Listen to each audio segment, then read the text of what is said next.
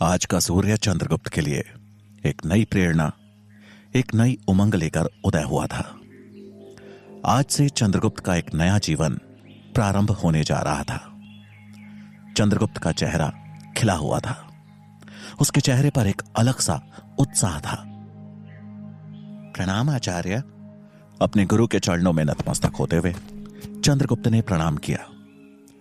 चाणक्य ने उसको आशीर्वाद दिया और बोले, आज तुम्हारी शिक्षा का पहला दिन है चंद्रगुप्त। मैं आशा करता हूं कि तुम हर परिस्थिति, हर आपदा से जूझने के लिए तैयार हो चुके हो।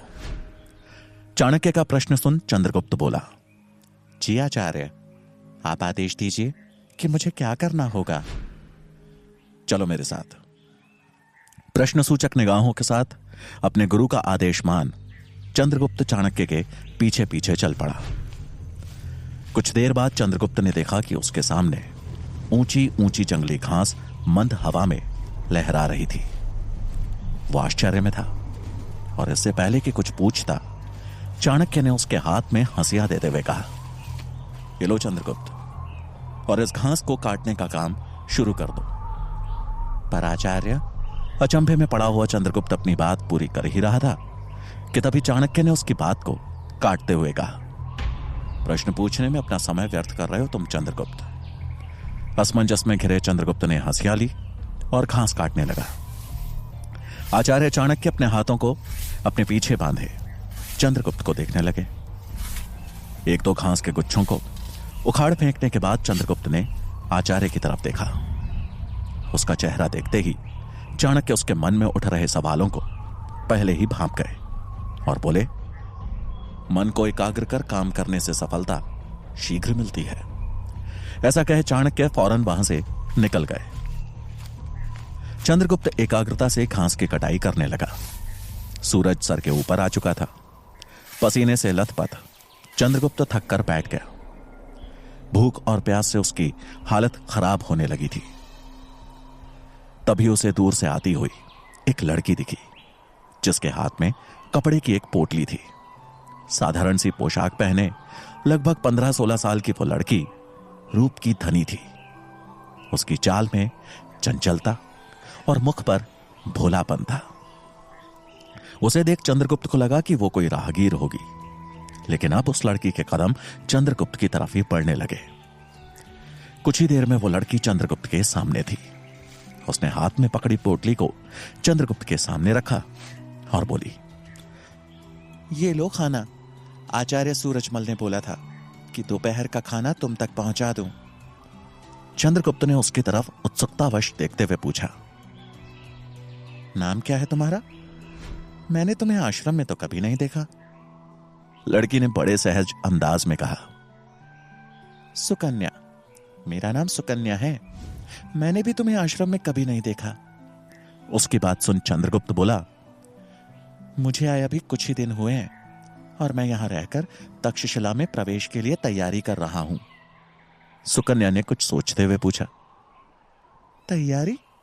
तुम्हें देखकर तो ऐसा लग रहा है जैसे तुम्हें कोई सजा मिली है। चंद्रगुप्त ने थोड़ा शर्मिंदगी से घास और फिर हाथ में पकड़ी हंसिया की तरफ देखते हुए कहा, नहीं नहीं, ये मेरे अभ्यास का ही हिस्सा है। चंद्रगुप्त की हिचकिचाहट देख सुकन्या असमंजस की स्थिति में थी कि भला घास काटना कौन सा अभ्यास होता है। लेकिन इससे पहले कि वो कुछ और पूछती, चंद्रगुप्त ने बात पलटते हुए सवाल किया, तुम्हारा गांव कहां है? सुकन्या ने बिना कुछ कहे बस एक तरफ इशारा कर दिया। चंद्रगुप्त ने नजर दौड़ाई तो दूर पहाड़ों की गोद में कुछ घर दिखाई दिए। इससे पहले कि चंद्रगुप्त कुछ और पूछता, वो लड़की बोली, अच्छा मैं चलती हूं, मुझे देर हो रही है। ऐसा कह वो चली गई। चंद्रगुप्त वहीं बैठे उसे जाते हुए देख रहा था, लेकिन भूख से पेट में कूद रहे चूहों ने चंद्रगुप्त का ध्यान खाने की तरफ खींचा। उसने तुरंत ही वो कपड़े की पोटली खोली और खाना खाने लगा। रोटियों के साथ आई खीर का स्वाद चख के तो जैसे चंद्रगुप्त की सारी थकान ही गायब हो गई। वो भोजन खत्म कर फिर से एक नई ऊर्जा के साथ अपने काम में लग गया। लेकिन काम करते करते एक सवाल उसके मन को बार बार व्याकुल किए जा रहा था, क्यों आखिर इस घास कटाई के जरिए आचार्य क्या सिखाना चाह रहे हैं? पर उत्तर तो चाणक्य ही दे सकते थे, लेकिन वो वहां थे नहीं। घास काटते काटते शाम हो चली और चंद्रगुप्त थक के चूर हो चुका था, और साथ ही हताश भी। उसे अब यह सोच के गुस्सा आने लगा था कि तक्षशिला में प्रवेश के लिए यह घास काटना कैसे मददगार बनेगा। तभी उसे अपनी तरफ आते हुए कुछ घोड़ों की टाप सुनाई दी। उत्सुकतावश उसने आवाज की तरफ नजर दौड़ाई तो सामने तक्षशिला के कुछ छात्र घोड़े पर सवार उसी तरफ बढ़ रहे थे। वो छात्र एक युद्ध कला की प्रतियोगिता में हिस्सा लेकर वापस विश्वविद्यालय की तरफ लौट रहे थे। ये वही राजकुमार थे जिनसे चंद्रगुप्त ने पहले दिन ही लड़ाई मोल ली थी। उनको अपनी तरफ आता देख चंद्रगुप्त खुद में शर्मिंदगी महसूस करने लगा। उसने इधर उधर देखा कि कहीं किसी आड़ में वो छिप सके, लेकिन वहां आसपास ना कोई पेड़ था ना कोई पत्थर। रास्ते के दोनों तरफ बस घास ही घास थी। कोई चारा ना देख चंद्रगुप्त अपना मुंह छिपा घास काटने में लग गया। उन छात्रों ने चंद्रगुप्त को पहचान लिया और वहीं अपना घोड़ा रोक दिया। उनमें से एक राजकुमार जिसका नाम वीरसेन था, चंद्रगुप्त को देखकर बोला, अरे ये तो शूरवीर चंद्रगुप्त है, जिनको पीछे से वार करना कायरता लगता है, लेकिन घास काटना इनको बड़ा बहादुरी का काम लग रहा है। यह सुन बाकी के सब छात्र जोर जोर से हंसने लगे। चंद्रगुप्त यह सुनकर शर्मिंदा भी हुआ और साथ में उसके गुस्से का पारा भी बढ़ने लगा। तभी दूसरे राजकुमार ने तंज कसते हुए कहा, तक्षशिला में शिक्षा ग्रहण करने आया था ये। अगर ऐसे भिखारियों को तक्षशिला में प्रवेश मिलने लगा तो वहां की गरिमा तो मिट्टी में मिल जाएगी। इन जैसों को घास काटना ही शोभा देता है।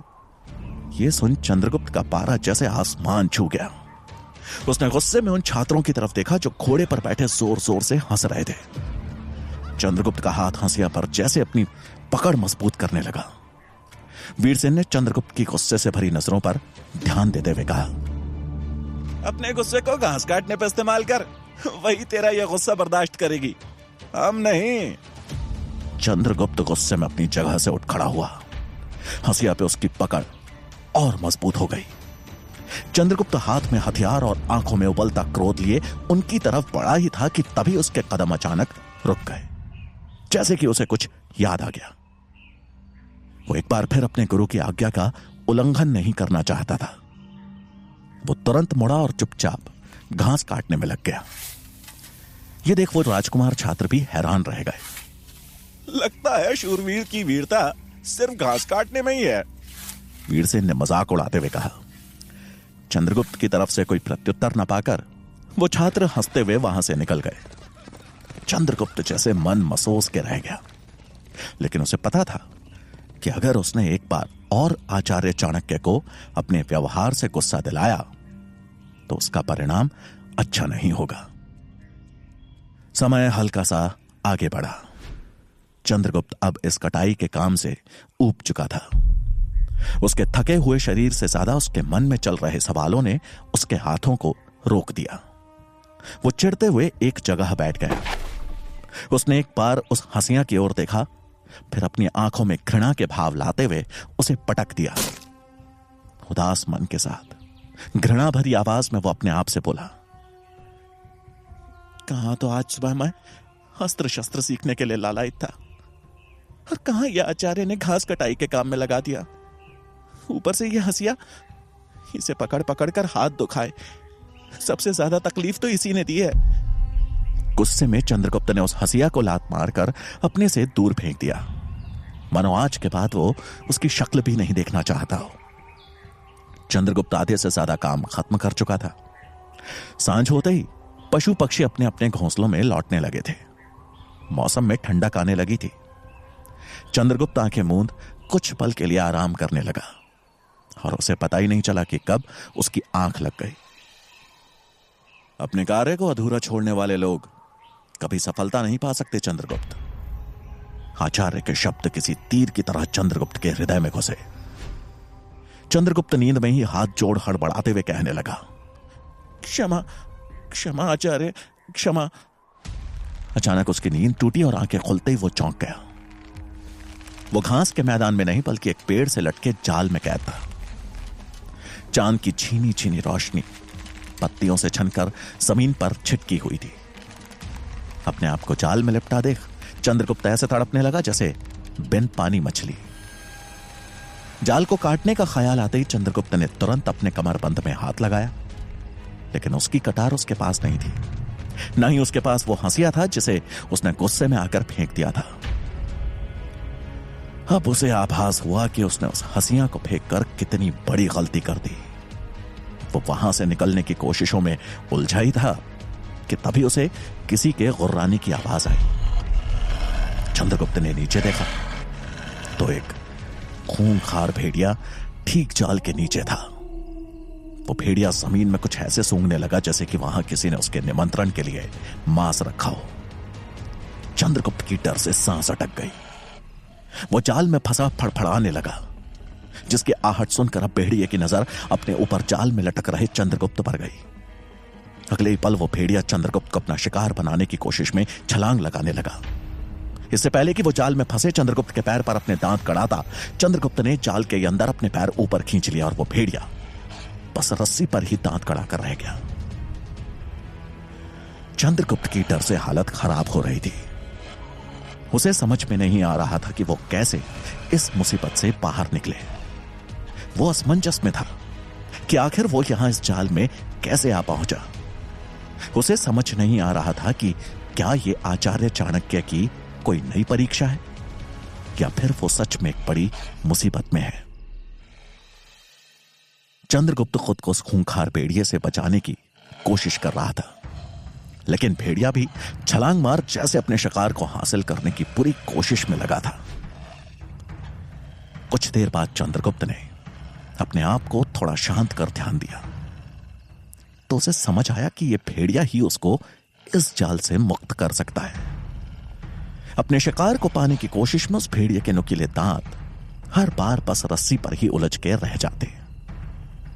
चंद्रगुप्त अब बड़ी चालाकी से जाल के निचले सिरे पर अपना पांव रखने लगा और जैसे ही वो भेड़िया उसे काटने के लिए उछलता, चंद्रगुप्त अपने पांव ऊपर कर लेता और भेड़िए के दांत बस रस्सी को ही काट के रह जाते। कुछ ही देर में चंद्रगुप्त की चालाकी काम आई और जल्दी ही जाल की रस्सी का एक सिरा कट चुका था। चंद्रगुप्त ने तुरंत ही बुनी हुई रस्सी को सुलझाते हुए जाल को खोलना शुरू कर दिया। कुछ ही पलों में चंद्रगुप्त जाल से बाहर था और टहनी से बंधी रस्सी को पकड़ के पेड़ पे चढ़ने लगा। नीचे भेड़िया अपने शिकार को खुद से दूर जाता देख बेचैन हो रहा था, जैसे उसके मुंह से किसी ने निवाला छीन लिया हो। चंद्रगुप्त बड़ी फुर्ती से पेड़ की टहनी पे जा पहुंचा और भेड़िए के जाने का इंतजार करने लगा। अगले पल भेड़िए पर एक छोर से तीर का निशाना लगा और वो अपने ऊपर आए खतरे को भांपते हुए वहां से भाग खड़ा हुआ। चंद्रगुप्त हैरान था कि आखिर इतनी रात में इस जंगल में भला धनुष लिए कौन था। उसने तीर चलाकर ना तो चंद्रगुप्त पर वार किया और ना ही उस भेड़िए पर। क्या उसका निशाना चूक गया था? यह सोचते हुए चंद्रगुप्त अब सतर्कता से नीचे उतरा और पेड़ों की ओट लेते हुए तीर चलाने वाले की दिशा की ओर बढ़ा। अचानक पत्तियों की सरसराहट ने उसे और चौकन्ना कर दिया, लेकिन तभी उसके सामने अपने सिर से पत्तियों को हटाते हुए सूरजमल आ गया, जो हाथ में धनुष पकड़े हुए था। उसे देख चंद्रगुप्त की जान में जान आई और उसने उत्सुकता से सवाल करते हुए पूछा, आप इतनी रात में यहां और मुझे उस जाल में क्यों डाला? यह कौन सी परीक्षा है? सवालों की इस झड़ी को सुन सूरजमल मुस्कुराया और बोला, मैं तुम्हारी सुरक्षा के लिए ही यहां छिपा था। मुझे खुशी है कि तुम अपनी सूझबूझ से इस जाल से निकलने में सफल हुए, लेकिन अगर वो भेड़िया तुम पर हावी होता तो उसे भेदने के लिए मेरा तीर तैयार था। और रही बात इस परीक्षा की, तो इन सवालों के जवाब तो तुम्हें आचार्य ही देंगे। दोनों जंगल के उस अंधेरे को पार करते हुए आश्रम की तरफ चल दिए, जहां चाणक्य उनकी प्रतीक्षा कर रहे थे। आचार्य के हाथ में हंसियां देखते ही चंद्रगुप्त को समझ आ गया कि आचार्य के इस व्यू के पीछे उनकी क्या मंशा थी। उसने चाणक्य के पांव छुए और ग्लानि भरे स्वर में कहा, वस्तु की सही कीमत का अंदाजा उसके अभाव में ही होता है। अगर उस समय मेरे पास वो हंसियां होती तो मैं बड़ी आसानी से उस जाल से बाहर आ सकता था और उस भेड़िए का भी सामना कर सकता था। चंद्रगुप्त को आशीर्वाद देते हुए चाणक्य बोले, बहुत अच्छे चंद्रगुप्त, ध्यान रहे, मेरे लिए मौखिक शिक्षा से कहीं बढ़कर है प्रायोगिक शिक्षा। इंसान जब अपने अनुभवों से सीखता है तो वो सीख जीवन भर उसका साथ देती है। यह सुन चंद्रगुप्त के चेहरे पर एक संतोषजनक मुस्कान थी, लेकिन घास वाली बात सोचकर उसने थोड़ा असमंजस भरे स्वर में पूछा, लेकिन आचार्य, आपने मुझे घास काटने को क्यों कहा? उसमें कौन सी सीख छिपी है? धैर्य। चाणक्य के इस शब्द ने मानो चंद्रगुप्त के मन के सभी प्रश्नों का उत्तर दे दिया। चंद्रगुप्त की प्रगति देख चाणक्य के मुख पर संतुष्टि के भाव थे। चंद्रगुप्त से मिल चाणक्य तक्षशिला की ओर चल दिए। वहां पहुंचते ही उनका सामना आचार्य गजानन से हुआ, जो अपने छात्रों को दबे स्वर में कुछ बता रहे थे। चाणक्य को अपनी तरफ आता देख उन्होंने तुरंत ही अपनी बात पलट दी। गजानन को घेरे वही राजकुमार छात्र थे जिनसे चंद्रगुप्त की अनबन हुई थी। चाणक्य के पास आते ही सभी छात्रों ने उन्हें प्रणाम किया और गजानन का इशारा मिलते ही वहां से चले गए। गजानन के चेहरे के भाव पढ़ते हुए चाणक्य बोले, छिपाया उनसे जाता है आचार्य जो मन की बातें न भाप पाए। यह सुन आचार्य गजानन के चेहरे के भाव बदल गए, मानो उनकी कोई बड़ी गलती पकड़ी गई हो। चाणक्य ने दूर जाते हुए छात्रों की ओर नजर दौड़ाते हुए कहा, अब इन्हें चंद्रगुप्त को तोड़ने के कौन से नए षड्यंत्र का पाठ दे रहे हैं आप?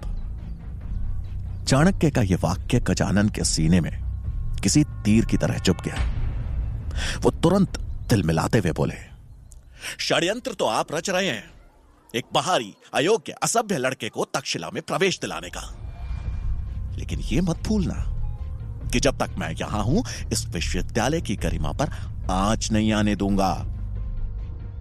गजानन की बात सुन चाणक्य ने कटाक्ष करते हुए कहा, छात्रों का अपने स्वार्थ के लिए उपयोग करना, तक्षशिला की गरिमा का बड़े अच्छे से ध्यान रख रहे हैं आप। यह सुन गजानन का चेहरा गुस्से से लाल हो गया। चाणक्य ने अपनी बात जारी रखते हुए कहा, एक शिक्षक का प्रमुख कार्य होता है अपने छात्रों को सही दिशा दिखाना, जिस पे चलकर वो अपने भविष्य की एक मजबूत नींव रख सके। लेकिन आप तो इनकी नींव ही कमजोर करने पर तुले हुए हैं आचार्य चाणक्य। गजानन ने गरजते हुए कहा, हमें शिक्षा का पाठ ना ही पढ़ाएं तो उचित होगा। आपकी खुली हुई शिखा आपके ज्ञान और सम्मान का उचित प्रमाण दे रही है सबको। ये कह गजानन ने उनके घाव को कुरेद दिया था। शिखा का नाम सुन चाणक्य को मानो धनानंद से हुए अपने अपमान का दृश्य याद आ गया। वो कुछ बोलने को हुए कि तभी पीछे से आचार्य मेघनाद की आवाज गूंजी, ज्ञान और सम्मान का ही नहीं, अभिमान का भी आचार्य गजानन। चाणक्य अपने भावों को काबू करते हुए पीछे मुड़े तो सामने आचार्य मेघनाद थे, जो कुछ दिनों की यात्रा के बाद आज तक्षशिला लौटे थे। चाणक्य को सही सलामत अपने सामने देख उन्हें मानो ठेस सी लग गई। उन्होंने ताना कसते हुए चाणक्य के समीप आकर कहा, मृत्यु से ज्यादा बुरा है अभिमान का टूटना, और उस चोट की पीड़ा आपके मुख पे स्पष्ट झलक रही है आचार्य चाणक्य। लेकिन आप चिंता ना करें, अपमान का घूंट हर इंसान को उसकी सही कीमत का आभास कराए ही देता है। उम्मीद है आपको भी। यह सुन चाणक्य ने उनकी बात काटी और पलटवार करते हुए कहा, अपमान का घूंट इंसान के अंदर कुछ कर दिखाने की ज्वाला भी पैदा करता है आचार्य मेघनाद, और मेरा अंतर्मन अभी उसी ज्वाला में दहक रहा है। वैसे मेरे मगध जाने से पहले आपने अंतिम भोजन का प्रस्ताव रखा था। मुझे आपकी पीड़ा समझ आ रही है। आपकी इच्छा तो पूरी नहीं हुई, लेकिन अब आप चाहें तो हम भोजन साथ में कर सकते हैं। चाणक्य का यह कटाक्ष सुन मेघनाद और गजानन की बोलती बंद हो गई। चाणक्य ने उन दोनों को नमन किया और वहां से आगे बढ़ गए। आचार्य मेघनाद के आ जाने से चाणक्य की मुश्किलें और बढ़ गई थी, क्योंकि अब सिर्फ गजानन ही नहीं बल्कि मेघनाद भी चंद्रगुप्त को परीक्षा में विफल करने के प्रयास में जुटने वाले थे, और चाणक्य को इसका आभास अच्छे से था। चाणक्य की इस दोहरी चिंता से अनजान शाम में चंद्रगुप्त आश्रम में सूरजमल से तलवारबाजी की शिक्षा ले रहा था। कभी सूरजमल चंद्रगुप्त पर हावी रहता तो कभी वो सूरजमल पर। तभी सूरजमल की नजरें आसमान में उठते धुएं की तरफ पड़ी। धुआं इतना भयानक था जिससे साफ पता चल रहा था कि कहीं बहुत भीषण आग लगी है। धुएं को देख सूरजमल ने हैरानी भरे स्वर में कहा, लगता है पास के गांव में आग लगी है। चंद्रगुप्त की नजर जब धुएं की तरफ गई तो वो बोला, अरे ये धुआं तो सुकन्या के गांव की तरफ से उठ रहा है। आचार्य सूरजमल, हमें उनकी मदद करने के लिए जाना चाहिए। चंद्रगुप्त के ये शब्द सुन सूरजमल ने हामी भरी और अगले पल वो गांव की तरफ भाग निकला, मानो उसका कोई अपना गहरे संकट में हो, और उसके पीछे पीछे सूरजमल भी भागा। कुछ ही समय में दोनों एक छोटे से गांव के सामने थे, जिसके कुछ घर धूं धूं कर चल रहे थे। पूरे गांव में अफरा तफरी मची थी। लोग पास के तालाब से पानी ला लाकर घरों पे डाल रहे थे, लेकिन आग थी कि जैसे बुझने का नाम ही नहीं ले रही थी। लोगों की चीखें, चिल्लाने, रोने की आवाजें पूरे गांव में गूंज रही थी। गांव और वहां के लोगों की हालत देख चंद्रगुप्त और सूरजमल दोनों एक पल के लिए सहम गए। अब वो तुरंत उनकी मदद के लिए गांव के अंदर की तरफ भागे। गांव के किनारे ही सुकन्या का घर था, जिससे उठ रही आग की लपटें मानो पूरे घर को खाक करने पर तुली थी। घर के बाहर बस सुकन्या और उसे पकड़े एक आदमी ही था। बाकी के गांव वाले अपने अपने घरों को बचाने का प्रयास करते हुए दिखाई दे रहे थे। सुकन्या दहकते हुए घर में अंदर जाने की कोशिश कर रही थी, लेकिन वो आदमी उसे अंदर जाने से रोक रहा था, और रोकता भी क्यों ना। उस घर के अंदर जाना मानो मृत्यु को निमंत्रण देना था। सुकन्या जोर जोर से चीख रही थी, रो रही थी। हड़बड़ाते हुए चंद्रगुप्त ने सूरजमल से कहा, लगता है सुकन्या का परिवार अंदर फंसा हुआ है, हमें इनकी मदद करनी होगी। ऐसा कह चंद्रगुप्त बिजली की फुर्ती से घर के मुख्य दरवाजे के बाहर जा पहुंचा। आग की लपटें इतनी ज्यादा थी कि अंदर घुस पाना बहुत कठिन था। सुकन्या की ही उम्र के एक लड़के को अंदर जाने का प्रयास करते देख वो आदमी चौंक गया। सुकन्या को संभालते हुए उसने चंद्रगुप्त को भी रुकने को कहा। तभी पीछे से सूरजमल ने आवाज लगाई, हमें पहले दरवाजे पे ढेर सारा पानी डालना होगा, तभी अंदर जा पाएंगे। चंद्रगुप्त को यह बात सही लगी और दोनों तेजी से तालाब की तरफ दौड़े। रास्ते में एक जगह से पानी का बर्तन उठा दोनों तालाब के पास जा पहुंचे। तालाब से पानी ले जाने वालों की होड़ मची हुई थी। लोग जल्दी जल्दी में पानी ले जाकर अपने घरों पे उड़ेल रहे थे ताकि आग बुझ सके। चंद्रगुप्त हड़बड़ाहट में तालाब से पानी भरने को आगे बढ़ा ही था कि तभी उसको किसी का धक्का लगा और वो सीधा तालाब में जा गिरा। ये देख सूरजमल और ज्यादा घबरा गया। पानी के अंदर पहुंच जैसे चंद्रगुप्त की सांस अटक गई। वो घबराहट में अपने हाथ पांव मारने लगा। उस अंधेरी रात में सूरजमल को बस हाथ पैर मारता चंद्रगुप्त दिख रहा था। वो जोर से चिल्लाया, चंद्रगुप्त,